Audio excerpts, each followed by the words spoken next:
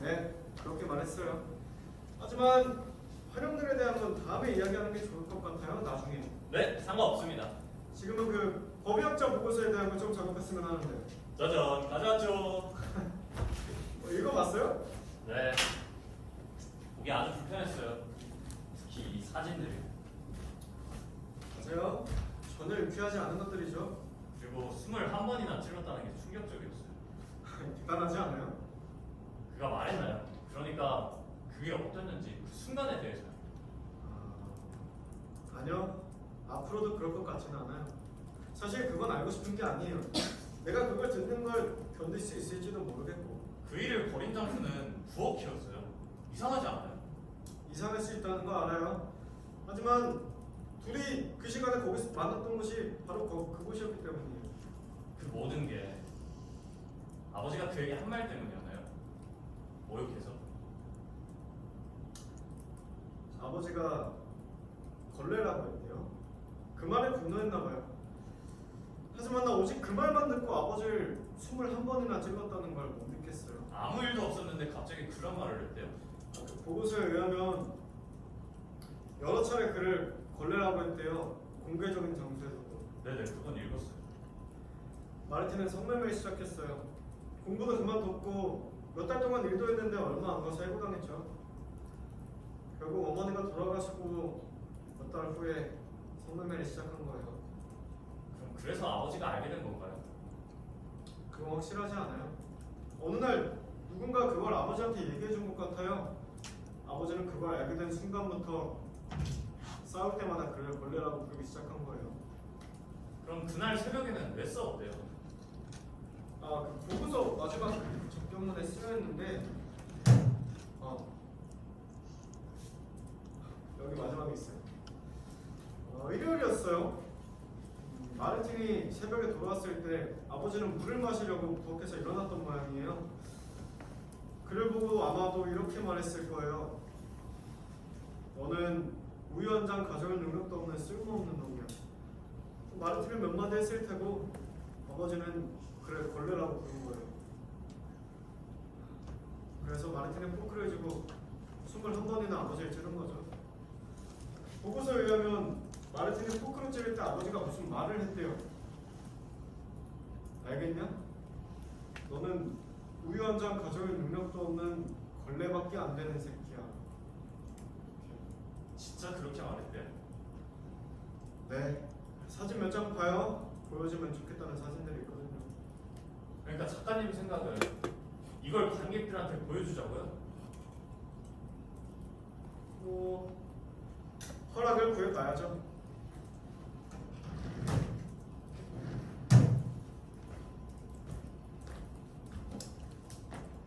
여러분들에게 저희가 고른 사진 몇 장을 보여드리기 전에 법무부 성명서를 먼저 읽어보겠습니다.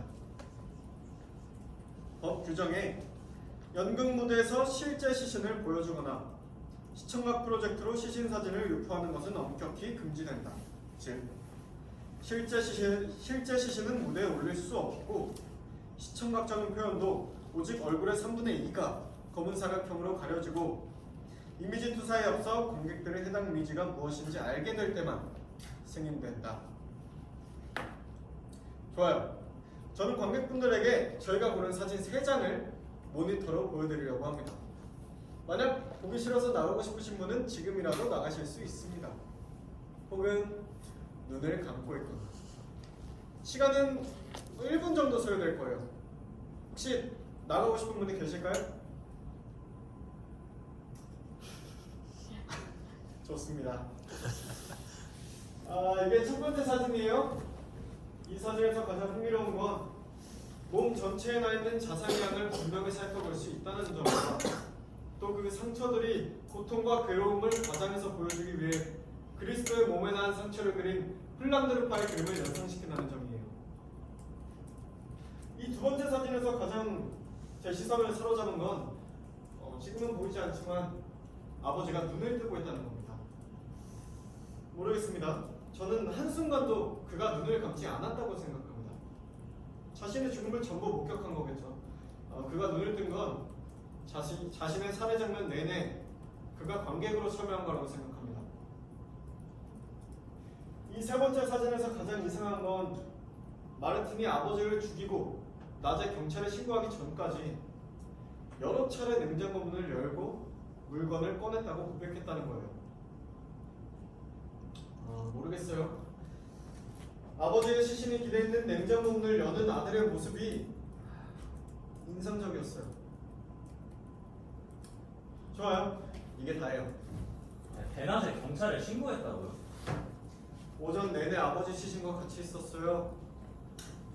샤워를 하고 TV를 보다가 배가 고파서 부엌에 가서 복숭아 주스를 만들어 먹었어요. 그리고 경찰에 전화를 해서 방금 아버지를 포크로 21번이나 찔러 죽였어요 라고 말했죠. 아직도 사진 생각이 나요. 정말 끔찍해요, 그죠? 네. 동시에 아주 좋은 사진들이에요. 이론적으로 그렇다는 거예요. 첫 번째 사진은 아주 인상적이었어요. 작가님께서 무슨 그림이랑 비교하셨는데 무슨 그림이었죠? 플랑드르파 그림이요. 심지어 아름다운 사진이라고도 할 수 있을 정도예요. 안 그래요? 제가 말하려던 건 그 사진에 대해 또 볼 수 없는 주제에 대해 생각하게 되었다는 거예요. 모르겠어요. 그리스 비극 역시 끔찍한 행동은 무대 위에서 보여주지 않는다는 게 생각났어요. 맞아요. 미처 생각하지 못했던 거네.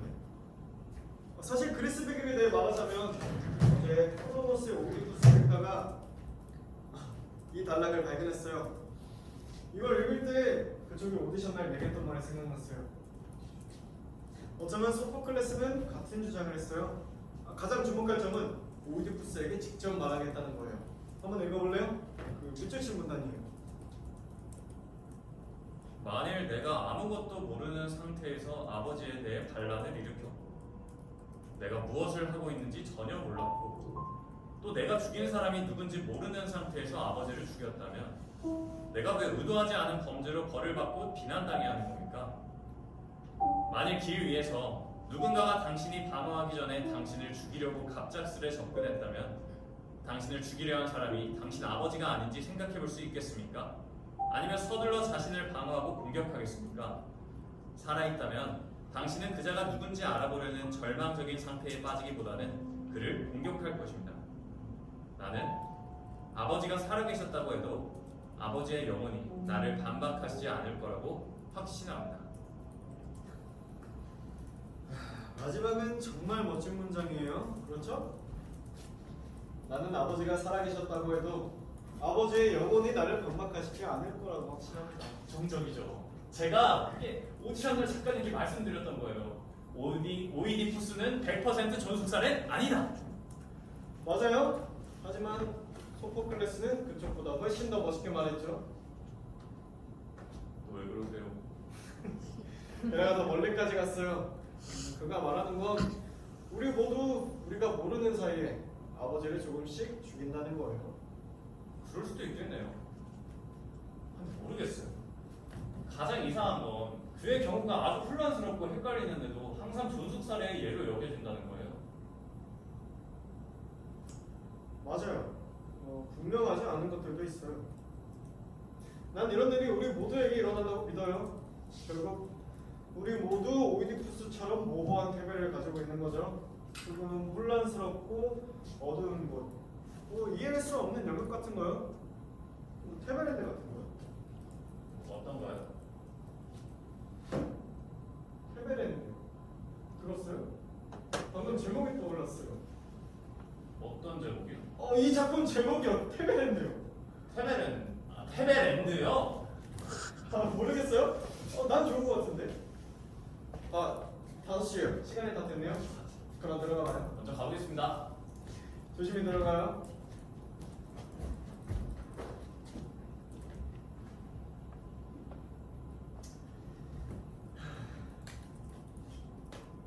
그날 밤 호텔에 도착해보니 교도소에서 보낸 우편물들이 있었습니다. 나에게 나쁘게 말해 미안하다고 하는 마르틴의 편지였어요. 한 줄로 아주 짧게 써 있었습니다. 그 편지 밑에는 아주 긴 단어 리스트가 있었습니다.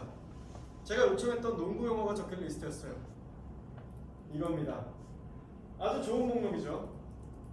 리스트는 5부분으로 되어 있었습니다. 1쿼터, 2쿼터, 3쿼터, 4쿼터 연장전. 전 그날 밤 이걸 여러 번 읽었습니다. 전 그가 만든 훌륭한 문학 작품에 감탄하지 않을 수 없었습니다. 비록 그가 만든 리스트에는 어떤 통사적인 걱정이나 문법적인 고민, 또 동사나 단어 사이에 어떠한 연결사도 없었지만 그가 머릿속으로 떠올린 이미지를 언어적 방법으로 떠올리는 문학 작품을 완성했다는 건 명백한 사실입니다. 전 이걸 읽을 때마다 그가 느꼈을 것으로 추정되는 즐거움을 느낍니다. 어떠한 구조도 없이 어떤 종류의 장문도 걱정하지 않고 단어를 나열하는 즐거움. 각 단어의 앞이나 뒤에 뭐가 있을지 걱정하지 않고 글을 쓰는 즐거움. 리스트는 다음과 같습니다. 1쿼터 농구, 게임, 점프볼, 선수권 대회, 경기, 대진, 경기 시간, 작전 타임, 점수, 2점, 3점, 무승부, 스로잉, 슛. 2쿼터 팀, 감독, 선수, 포인트 가드, 슈팅 가드, 스몰 포워드, 파워 포워드, 센터, 주심, 부심, 득점, 기록원, 기술위원회, 방어, 공격, 동료, 경쟁 상대, 승자, 패자, 몸, 손, 팔, 팔꿈치, 어깨, 엉덩이, 허리, 무릎, 발.